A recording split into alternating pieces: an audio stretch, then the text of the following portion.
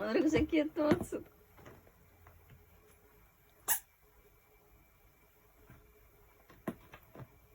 Кузя,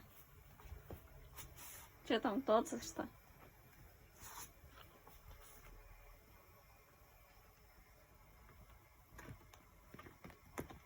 Кузя.